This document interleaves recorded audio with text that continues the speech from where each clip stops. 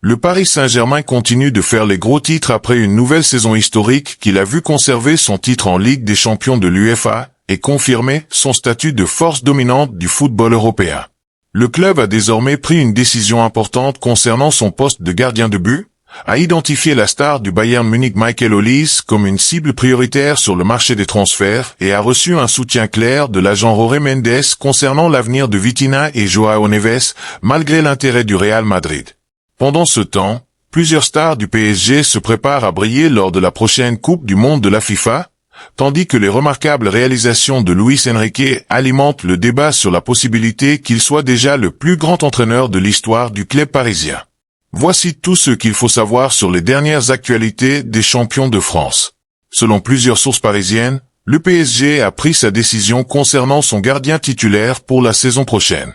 Le PSG a remporté la Ligue des Champions en 2025 après avoir écrasé l'Inter Milan en finale, en proposant un football exceptionnel tout au long de son parcours européen. Il n'était pas nécessaire de modifier profondément l'équipe, et le principal changement a été le transfert de Gianluigi Donnarumma à Manchester City. Pour le remplacer, le club a recruté le jeune espoir Lucas Chevalier en provenance de Lille. Le PSG maintient sa confiance dans son gardien champion d'Europe. Nous savons tous comment les choses se sont déroulées. Lucas Chevalier a connu des débuts difficiles et ses performances ont finalement conduit à son remplacement par le gardien remplaçant Matvei Safonov. Safonov n'a pas toujours été irréprochable, mais il s'est montré beaucoup plus solide que Chevalier et a aidé son équipe à remporter une nouvelle Ligue des Champions le mois dernier. Et maintenant, selon plusieurs sources françaises, le PSG continuera de faire confiance à Safonov et le maintiendra comme gardien numéro 1 la saison prochaine. Chevalier pourrait être vendu si une offre satisfaisante se présente. Certains supporters aimeraient voir le club recruter un nouveau gardien de classe mondiale, mais Safonov a gagné sa place. Le PSG vise Michael Olise. Selon l'équipe, le Paris Saint-Germain tentera de recruter Michael Olise, 24 ans, lors du prochain mercato estival. Bien que déclaré intransférable par le président du Bayern Munich, Herbert Renner, l'attaquant français, qui s'apprête à disputer sa première Coupe du Monde avec les Bleus, fait l'objet de nombreuses rumeurs de transfert ces derniers jours. Alors que son nom a récemment été associé au Real Madrid, le PSG, double champion d'Europe en titre, entre désormais dans la course. Toujours selon l'équipe, un certain optimisme régnerait même au sein de la direction parisienne concernant l'issue de ce dossier. Auteur d'une saison remarquable avec le Bayern Munich, ponctué de 22 buts et 31 passes décisives toutes compétitions confondues ainsi qu'un triplé national, le joueur né à Londres pourrait vivre un été mouvementé malgré un contrat courant jusqu'en 2029. Les trois joueurs du PSG dont la valeur pourrait exploser après la Coupe du Monde. La Coupe du Monde débute ce jeudi 11 avec une rencontre entre le Mexique et l'Afrique du Sud. Le PSG comptera 16 représentants dans la compétition. William Pacho, Marquinhos, Nuno Mendes, Achraf Hakimi, Vitinha, Joao Neves, Warren Zaïre-Emery, Fabien Ruiz, Kangin Lee, Bradley Barcola, Désiré Doué, Ibrahim Mbaye, Ousmane Dembélé, Gonçalo Ramos et Khalil Ayari. La France, 5 joueurs, et le Portugal, 4 joueurs, sont les nations les plus représentées au sein du club, preuve de la qualité de l'effectif à la disposition de Luis Enrique. Warren Zaïre-Emery. Zaïre-Emery est un joueur qui est passé quelque peu sous les radars cette saison. Les excellentes performances de Vitinha, Fabien Ruiz et Joao Neves ont parfois éclipsé le talent du milieu de terrain de 20 ans.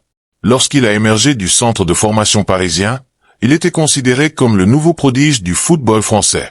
Sa polyvalence est précieuse puisqu'il a même évolué au poste d'arrière droit lorsqu'Achraf Hakimi était indisponible. Ne soyez pas surpris s'il parvient à s'imposer dans le 11 de départ de l'équipe de France lors de la Coupe du Monde. Désiré Doué. Doué possède des qualités techniques exceptionnelles et représente un véritable casse-tête pour les défenseurs. Cependant, il doit encore améliorer son efficacité dans le dernier geste.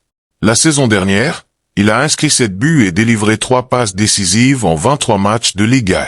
En Ligue des Champions, il a franchi un cap avec 5 buts et 4 passes décisives en 13 rencontres. Une bonne Coupe du Monde pourrait considérablement renforcer sa réputation sur la scène internationale. Bradley Barcola. Les performances de Bradley Barcola ont légèrement régressé la saison dernière par rapport à l'exercice précédent.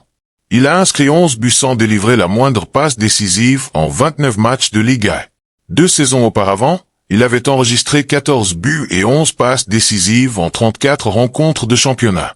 Un grand tournoi pourrait lui permettre de retrouver sa confiance et convaincre le PSG de ne pas envisager son départ. Jorge Mendes ferme la porte au Real Madrid. Le Real Madrid a peut-être trouvé son nouveau Galactique avec Julián Álvarez, mais cela ne signifie pas que le club madrilène a cessé de chercher des renforts. Le milieu de terrain reste un secteur particulièrement surveillé. Parmi les joueurs régulièrement associés au Real Madrid figurent Vitinha et João Neves, deux piliers du projet de Luis Enrique. Tous deux possèdent les qualités techniques, l'intelligence de jeu et la régularité qui feraient d'eux des recrues idéales pour le milieu madrilène. Pourtant, leur arrivée semble impossible. Interrogé par le journaliste Fabrizio Romano, le célèbre agent Jorge Mendes a été catégorique. Vitinha et João Neves n'ont jamais été une option pour qui que ce soit. Ils sont intransférables au Paris Saint-Germain et sont très heureux au PSG. Cette déclaration ne laisse aucune place au doute. Le PSG n'a aucune intention d'écouter les offres pour ces deux internationaux portugais, tandis que les joueurs restent pleinement engagés envers le projet parisien. Noam Camara rejoint définitivement Lyon. Le PSG a également conclu une vente avec le jeune défenseur Noam Camara, dont le prêt à Lyon a été transformé en transfert définitif. Le défenseur central de 19 ans avait rejoint l'OL lors du mercato hivernal et a disputé quelques rencontres de Ligue 1 durant la seconde partie de saison. Les dirigeants lyonnais sont convaincus de son potentiel et ont décidé de l'engager sur le long terme. Le PSG réalise un nouveau bénéfice grâce à son centre de formation. Selon Fabrice Hawkins de RMC Sport, l'option d'achat levée par l'Olympique lyonnais s'élève à 4 millions d'euros, auquel pourraient s'ajouter 2 millions d'euros sous forme de bonus. Il ne s'agit pas d'une somme qui change radicalement la situation financière du PSG, mais cela représente un nouveau bénéfice net issu de l'excellent travail de son centre de formation. Lorsque Camara avait rejoint Lyon en prêt en janvier dernier, plusieurs clubs européens, dont le Bayer Leverkusen, s'intéressaient déjà à lui. Le jeune défenseur est clairement très apprécié, et Lyon semble être l'endroit idéal pour poursuivre sa progression. Pourquoi Luis Enrique pourrait devenir le plus grand entraîneur de l'histoire du PSG? Les deux dernières saisons du Paris Saint-Germain sont sans doute les plus grandes de l'histoire du club. Lors de la saison qui vient de s'achever, le PSG a conservé son titre en Ligue des Champions tout en remportant également le championnat.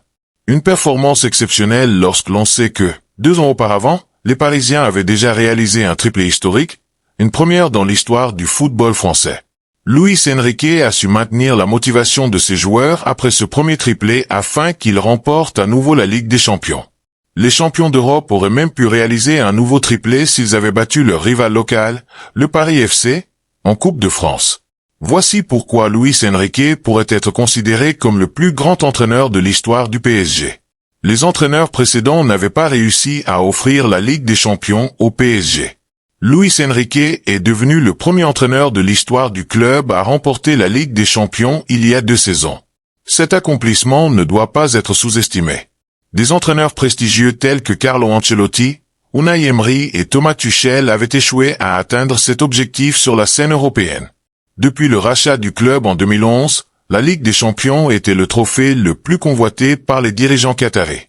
Après avoir dominé le football français pendant des années, le PSG a finalement atteint son Graal. Le club a également changé de philosophie, abandonnant progressivement sa stratégie basée sur les superstars comme Neymar, Lionel Messi et Kylian Mbappé pour faire davantage confiance à sa jeunesse et à un collectif solide. Le triplé restera extrêmement difficile à surpasser.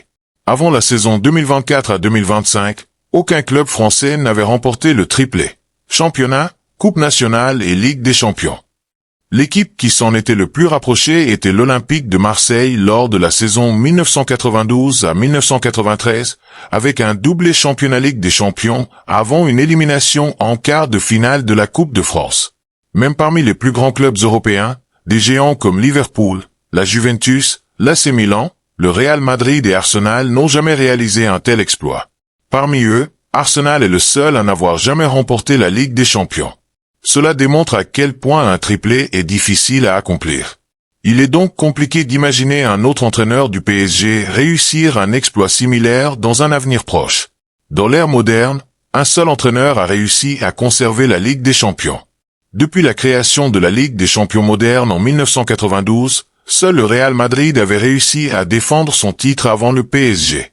Le club madrilène, dirigé par Zinedine Zidane, avait même remporté 3 Ligues des Champions consécutives entre 2016 et 2018. Pour mesurer l'ampleur de cette performance, il suffit de rappeler que le grand FC Barcelone de Pep Guardiola et le Manchester United de Sir Alex Ferguson n'ont jamais réussi à conserver leur couronne européenne. Cet exploit démontre à quel point il est difficile de rester au sommet du football européen. Si le PSG continue de recruter intelligemment et de renforcer son effectif avec les profils adéquats, il pourrait même rêver d'un 3e titre consécutif en Ligue des Champions, un exploit qui entrerait dans la légende. Le Paris Saint-Germain ne montre aucun signe de ralentissement après 2 sacres consécutifs en Ligue des Champions. Avec la confiance accordée à Matvei Safonov, la volonté de recruter Michael Olise et l'engagement total de joueurs clés comme Vitinha et Joao Neves, le club construit les bases d'un succès durable. Associé à une génération talentueuse de jeunes joueurs et au leadership exceptionnel de Luis Enrique, les champions d'Europe semblent parfaitement armés pour rester parmi les favoris de toutes les grandes compétitions la saison prochaine et viser un 3e titre consécutif en Ligue des Champions.